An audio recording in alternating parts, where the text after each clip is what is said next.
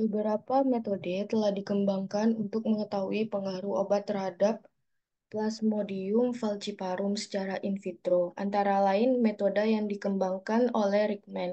Dalam metode ini, sampel darah dari penderita ditambahkan ke dalam mikroplet yang mengandung obat dengan beberapa dosis. Kerugian dari teknik ini hanya dapat mengamati parasit di dalam stadium cincin yang bersirkulasi di dalam darah darah tepi, dan kesimpulan diambil dengan mengukur hambatan maturasi pada stadium skizon dari parasit. Metode ini didasarkan pada bentuk cincin trofozoid muda yang setelah 24 jam akan berubah menjadi preskizon dan skizon. Evaluasi dilakukan setelah inkubasi selama 24 jam. Setelah inkubasi selama 24 atau 48 jam, lempeng sumur mikro dikeluarkan, suspensi bagian atas yang jernih dibuang, suspensi yang pekat dibuat sediaan apusan darah. Sediaan dikeringkan pada suhu kamar, kemudian diwarnai dengan larutan Giemsa.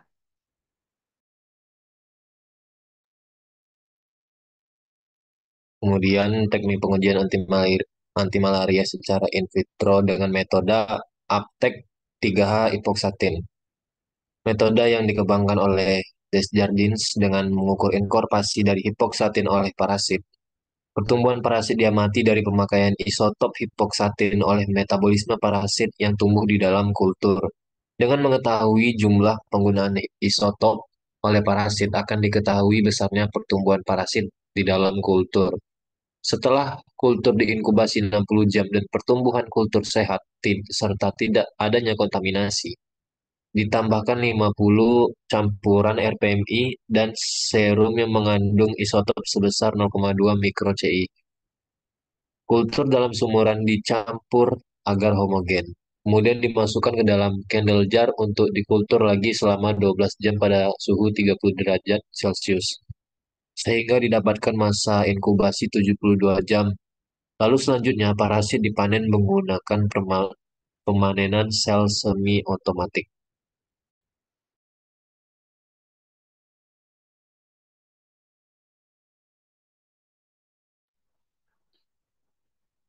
Selanjutnya itu ada metode PLDH. Metode ini dikembangkan oleh Makler dan kawan-kawan dengan mengukur kadar laktat dehidrogenase plasmodium atau PLDH.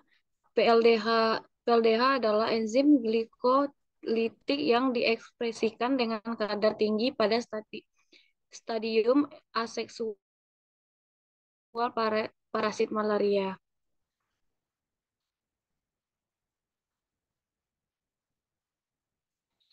LDH dapat diukur dengan menggunakan substrat 3-asetilpiridin adenin dinukleotida atau APAD yang merupakan analog dari NAD. PLDH dapat digunakan untuk mengukur antigen malaria yang berbeda dan dapat digunakan untuk mendeteksi adanya infeksi dari beberapa spesies plasma. Selain secara in vitro, teknik pengujiannya dapat dilakukan dengan secara in vivo. Salah satunya itu dengan primary biological assessment. Metode pengujian ini dikembangkan oleh Peters et al. Pada tahun 1970. Prinsip pengujiannya adalah sebagai berikut. Yang pertama, hari ke-0, darah yang diambil dari mencit donor dengan parasitemia 30% dicampur di dalam larutan fisiologis yang mengandung Plasmodium bergei eritrosit per mililiter.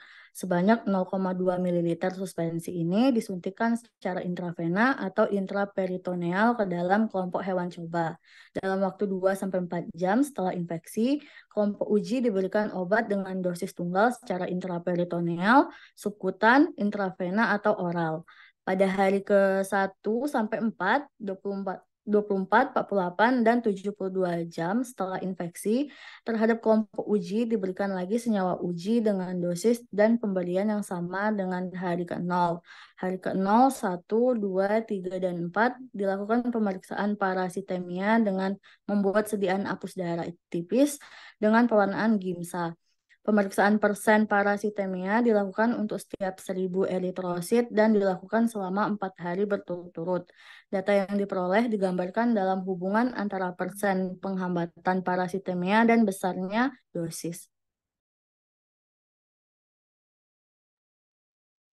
Selanjutnya itu ada secondary biological assessment, yang mana untuk senyawa uji yang memperlihatkan efek yang baik pada primary 4-day suppressive test, dilakukan uji lanjutan dengan metode secondary biological assessment. Yang pertama itu ada dose ranging test, yang mana metode ini itu digunakan untuk mencari ED50 dan ED90 atau efektif dosis efektif dengan menggunakan 4 tingkatan dosis, yaitu 3 mg per kilo, 10 mg per kilo, 30 mg per kilo, dan 100 mg per kilo dengan cara pemberian secara seputan dan oral. Yang kedua itu onset of activity and recruit dan descent, yang mana pada metode ini diberikan dosis tunggal 100 mg per kilo selama 3 hari setelah infeksi secara seputan. Pada kelompok kontrol diberikan pelarut. Kemudian setelah 12 jam, 24 jam, dan hari ke-33 dari ujung ekor hewan uji diambil darah untuk pemeriksaan sediaan hapus darah setiap hari menggunakan pewarnaan GIMSA. Kemudian yang ketiga ada prophylactic test. Pada uji ini, mencit diberikan senyawa uji dengan dosis 100 mg per kilo pada 72 jam, 48 jam, 24 jam, dan 0 jam pada waktu infeksi. Kemudian dilakukan pemeriksaan parasitemia dengan pemeriksaan sediaan hapus darah.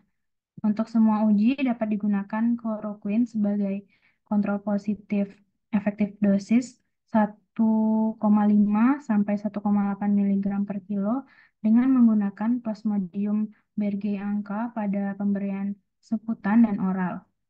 Kemudian yang terakhir, tertiary biological assessment. Metode ini tuh digunakan untuk menguji antimalaria baru dengan target kerja yang sama dengan obat antimalaria yang ada guna mengetahui adanya resistensi silang.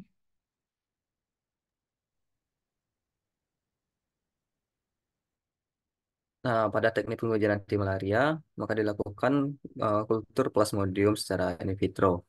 Pada kultur secara in vitro ini menggunakan Plasmodium falciparum dari klon W2 dan strain K1 yang telah resisten terhadap pengobatan chloroquine. Dengan menggunakan penelitian dari Trager dan Jensen, teknik kultur in vitro digunakan dengan beberapa modifikasi. Parasit dibudidayakan dalam tipe A plus eritrosit dengan media kultur dan diperkaya dengan 10% serum manusia dengan media lengkap dan dipertahankan pada suhu 30 derajat Celcius di bawah atmosfer dengan kandungan 5% karbon dioksida, 5% oksigen, serta 90% nitrogen. Lalu pemantauan pertumbuhan parasit dilakukan setiap 24 jam selama penyegaran media kultur setiap hari. Nah, parasitemia dihitung sebagai persentase berdasarkan bentuk parasit yang dapat diamati dengan menghitung setidaknya 2000 eritrosit.